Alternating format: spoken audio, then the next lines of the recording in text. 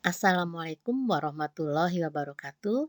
Berjumpa kembali dalam pembelajaran kimia bersama dengan Ibu Normawati.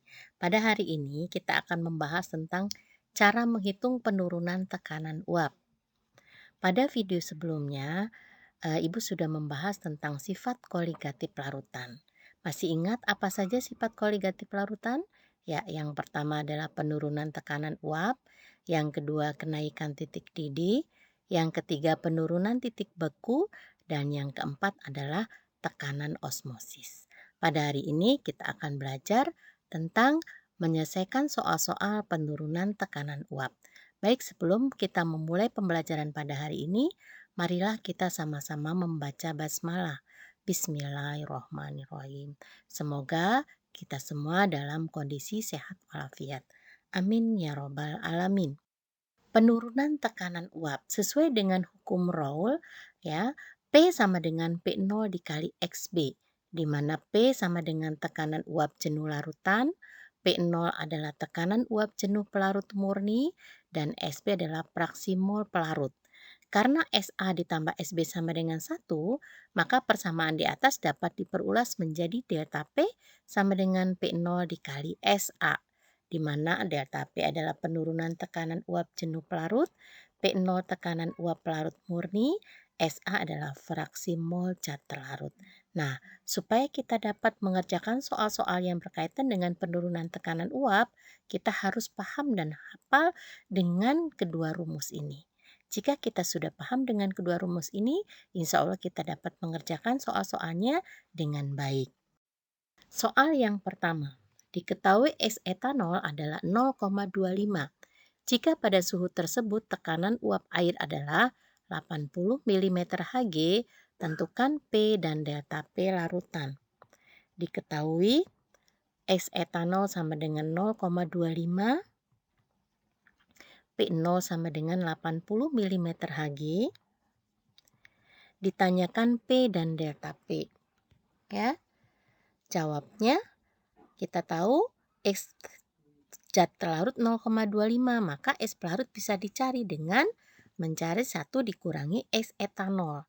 Jadi X pelarut sama dengan 1 dikurangi 0,25 sama dengan 0,75. Setelah diketahui X pelarutnya, maka P-nya bisa dicari dengan menggunakan rumus P sama dengan X pelarut dikali P0, di mana X pelarutnya 0,75, P0-nya 80 mm Hg. Setelah dikalikan didapatkan tekanan uap larutannya adalah 60 mm Hg. Nah, setelah diketahui P, maka delta P bisa dicari, yaitu dengan menggunakan rumus delta P sama dengan P0 dikurangi P. Bisa juga dengan menggunakan rumus fraksi mol terlarut dikali dengan P0, ya. Tetapi pada hari ini kita pakai delta P sama dengan P0 dikurangi P. P0-nya adalah 80, P-nya tadi sudah dihitung didapatkan 60. Jadi delta P sama dengan 80 dikurangi 60. Jadi hasilnya adalah 20 mm Hg. Ya. Soal yang kedua, fraksi mol urea dalam air adalah 0,5. Tekanan uap air pada suhu 20 derajat Celcius adalah 17,5 mm Hg. Berapakah tekanan uap jenuh larutan tersebut pada suhu tersebut? Ya, diketahui XT-nya 0,5. Ya, apa itu ST? Fraksi mol zat terlarut, yaitu fraksi mol urea. Yang kedua P0-nya 17,5 mm Hg. Ya, ditanyakan P. Ya, untuk mencari P maka kita harus cari fraksi mol pelarutnya, yaitu dari 1 dikurangi 0,5. Maka SP-nya sama dengan 0,5. Maka P-nya bisa dicari yaitu SP dikali P0. 0,5 dikali 17,5 sama dengan 8,75 mm Hg. Ya, mudah bukan? Ya, baik ya. Yang berikut contoh soal yang ketiga. Sebanyak 12 gram urea MR sama dengan 60 dilarutkan dalam 180 gram air pada suhu 25 derajat Celcius. Pada suhu tersebut tekanan uap jenuh air adalah 23,76 mm Hg. Tentukan perubahan tekanan uap larutan, ya. Diketahui massa urea adalah 12 gram, massa air adalah 180 gram. Ya, suhu air 25 derajat Celcius dan P0 sama dengan 23,76 mm Hg. Ditanya adalah tekanan uap larutan atau P. Maka ya bisa dicari. Tapi sebelum mencari P-nya, kita harus cari mol urea terlebih dahulu ya. Mol urea adalah rumusnya gram per mr.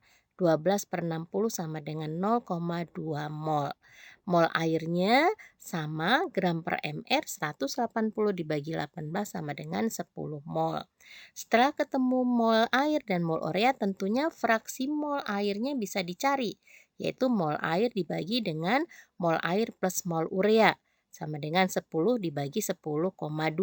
Hasilnya atau S airnya, fraksi mol pelarutnya adalah 0,98.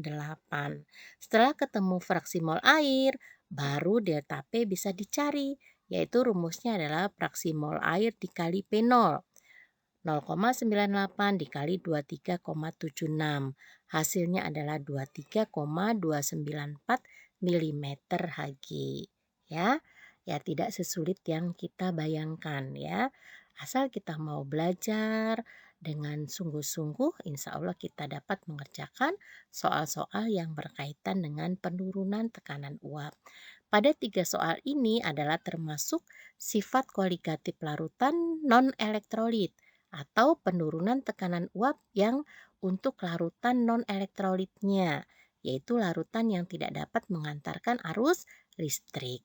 Baik, kita lanjutkan contoh soal yang keempat. Nah, untuk soal yang keempat di sini fraksi mol NaOH dalam air adalah 0,2. Tekanan uap air pada 20 derajat Celcius adalah 17,5 mm Hg. Berapakah tekanan uap jenuh larutan tersebut pada suhu tersebut? Nah, ini yang Ibu sampaikan tadi. Kita akan belajar mencari penurunan tekanan uap larutan untuk yang elektrolit atau tekanan uap jenuh larutan elektrolit.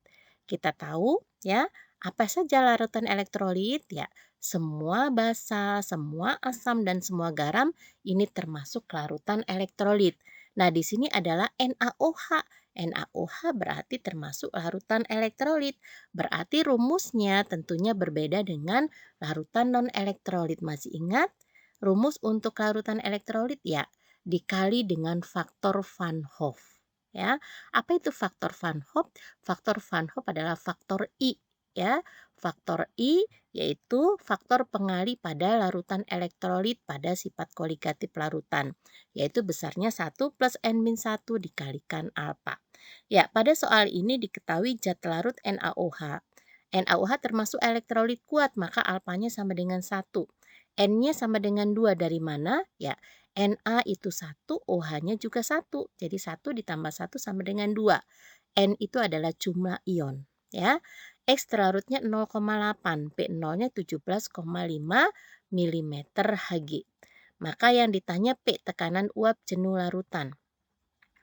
Kita tahu rumusnya adalah delta P sama dengan X larut dikali P0 dikali I. I ini adalah faktor Van Hoff, yaitu faktor pengali pada larutan elektrolit.